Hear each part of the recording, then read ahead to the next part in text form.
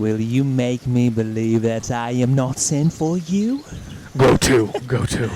Thou art a foolish fellow. Let me be clear of thee. Well held out, your faith. No, I do not know you, nor I am not sent to you by my lady to bid you come speak with her. Nor your name is not Master Cesario, nor this is not my nose neither.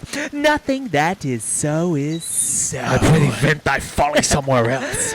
Thou know'st not me. Vent my folly? He has heard that word of some great man, and now applies it to a fool. Vent my folly? I am afraid this great lubber the world will prove a cockney. I prithee now ungird thy strangeness, and tell me what I shall vent to my lady. Shall I vent to her that thou art coming? I prithee, foolish Greek, depart from me. There's money for thee. If you tarry longer, I shall give worse payment. Mama Joe! Thou hast an open hand. These wise men that give fools money get themselves a good report after 14 years' purchase. Now, sir, have I met you again? There's for thee! Why, there's for thee, and there, are all the people mad? Hold, sir! We'll throw your daggers on the house! This what I tell my lady straight. I would not be in some of your coach for 2 pence. Come on, sir! Oh, nay, let him alone. I'll go another way to work with him. I'll have an action of battery against him. If there be any law on Illyria, though I struck him first, yet it's no matter for that. Let go thy hand. Come, sir. I will not let you go. Come, my young soldier, put up your iron. You are well fleshed. Come on. I will be free from thee. What wouldst thou now? If thou darest tempt me further, draw thy sword. What? Nay then, I must have an ounce or two of this mile of bad blood from you. Hold, Toby. On thy life I charge thee, hold. Madam. Will it ever be thus, ungracious wretch? Fit for the mountains and the barbarous caves, where manners ne'er were preached. Out of my sight! Be not offended, dear Cesario. Rudesby, be gone! I prithee, gentle friend, let thy fair wisdom, not thy passion, sway in this uncivil and unjust extent against thy peace. Go with me to my house, and hear thou there how many fruitless pranks this ruffian hath botched up, that thereby may smile at this. Thou shalt not choose but go. Do not deny. Beshrew his soul from me. He started one poor heart of mine in thee. What relish is in this? How runs the stream? Or I am mad, or else this is a dream. That fancy still my sense, in Lethe steep. If it be thus to dream, still let me sleep. Nay, come, I prithee. Would thou shouldst be ruled by me. Madam, I will. Oh, say so, and so be.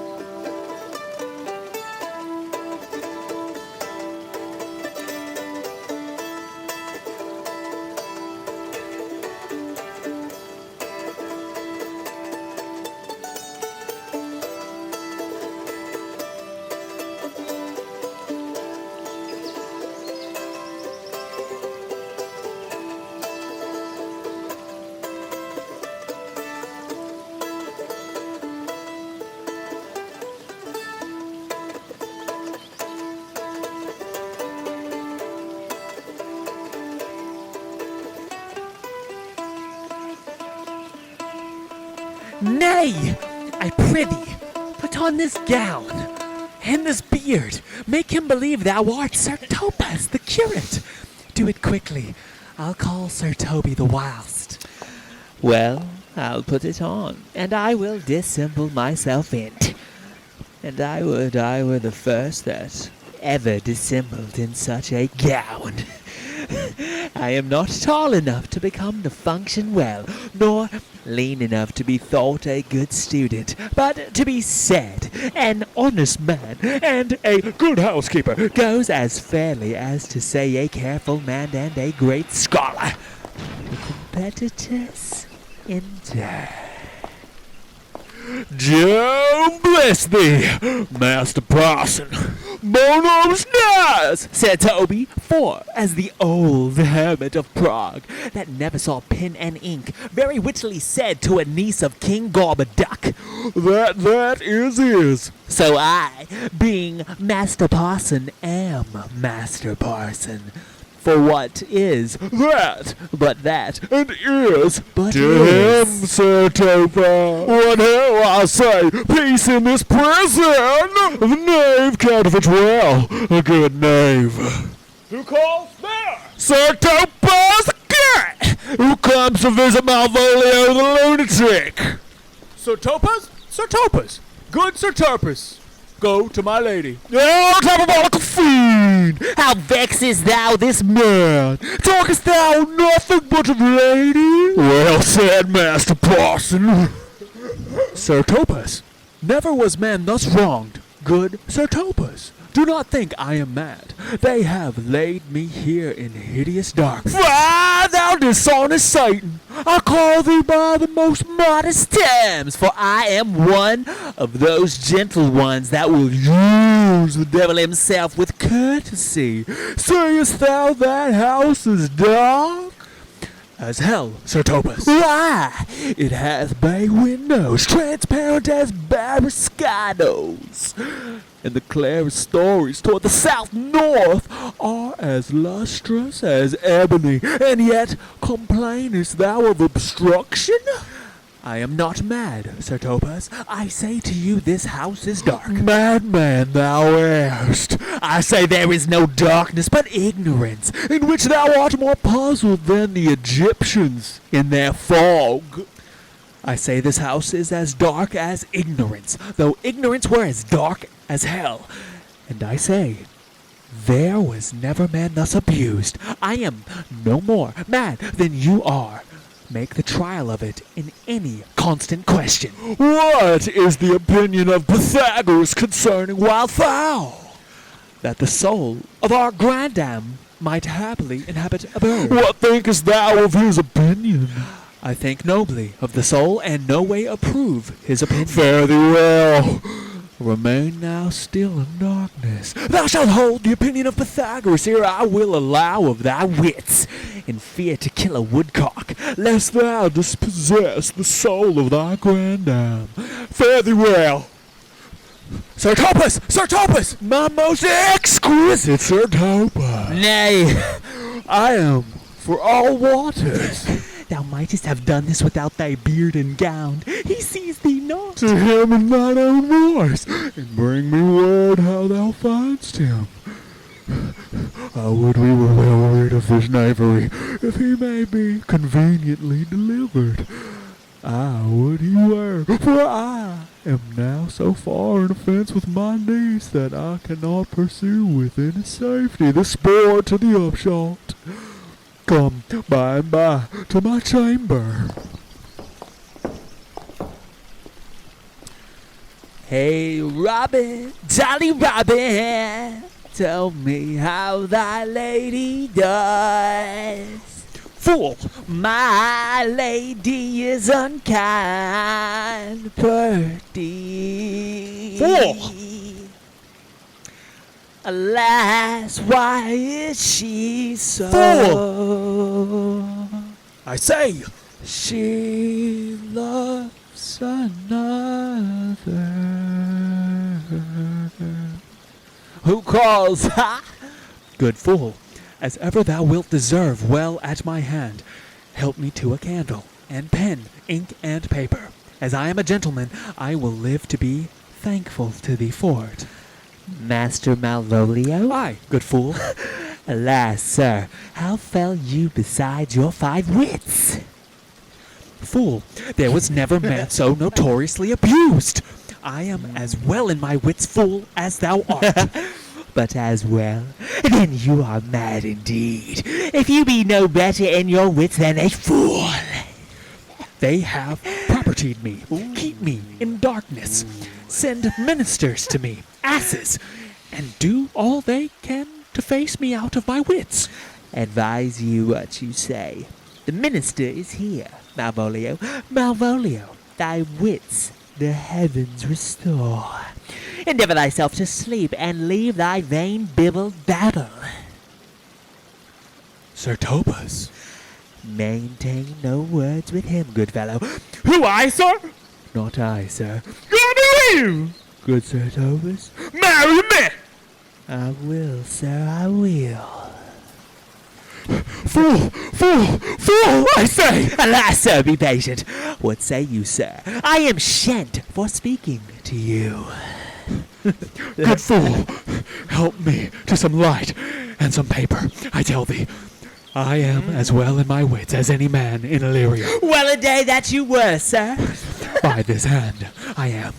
Good fool, some ink, paper, and light, and convey what I will set down to my lady. It shall advantage thee more than ever the bearing of letter did. I will help you to it.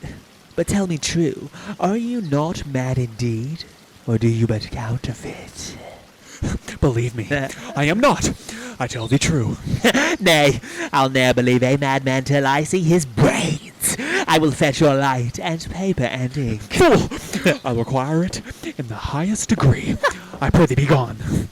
I am gone, sir, and anon, sir, I'll be with you again in a twilight, light to the old vice. Your need to sustain, who with dagger of life in his rage and his wrath cries to the devil like a mad lad. Pare thy nails, stand adieu, good man, devil.